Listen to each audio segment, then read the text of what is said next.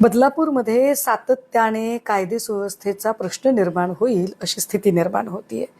कधी महिलांच्या संबंधाने असणारे प्रश्न असतील, कधी लहान मुलीच्या लैंगिक शोषणाचा प्रश्न असेल, कधी अंमली पदार्थांचा विळखा असेल आणि आत्ता आलेलं हे नव्याने स्त्रीबीजांच्या तस्करीच्या संबंधाने असणारं प्रकरण.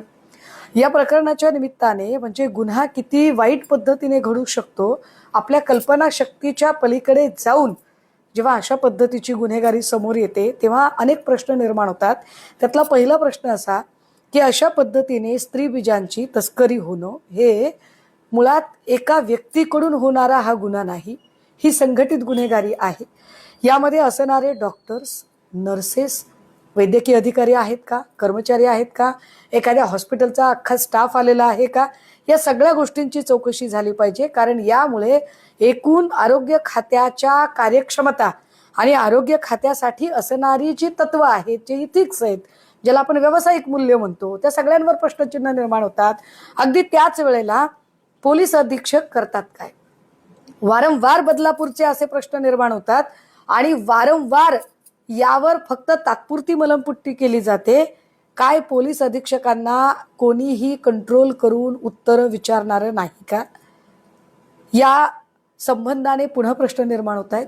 आणि तिसरा महत्वाचा प्रश्न, यातल्या ज्या पीडित महिला आहेत, एखाद्या मायमाऊलीला आपल्या गर्भाशयाच्या संबंधाने सुद्धा जर तडजोड करावी लागत असेल, इतकी अगतिकता एखाद्या मायमाऊलीच्या बद्दल जर निर्माण होत असेल, तर याचा अर्थ कितीही धिंडोरे पिटवले तरी सुद्धा महाराष्ट्राची, पर्यायाने या देशाची अर्थव्यवस्था किती डबघाईला आलेली असेल की जिथल्या स्त्रियांना स्वतःच्या गर्भाशयाच्या संबंधाने सुद्धा तडजोडी कराव्या लागतात, हे वाईट आहे.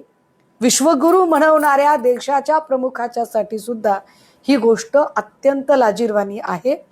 त्यामुळे आमची अपेक्षा आहे की या प्रकरणात फक्त गृह खातं नाही, तर गृह खातं, आरोग्य खातं आणि कुठे आर्थिक घडी विस्कटलेली आहे त्या संबंधाने आम्ही या अधिवेशनातही प्रश्न विचारूच, पण या सगळ्याच खात्यांनी अत्यंत गांभीर्याने लक्ष घालण्याची गरज आहे आणि बदलापूरमधल्या ही एकूण जी घडी विस्कटलेली आहे ती घडी बसवण्याची गरज आहे.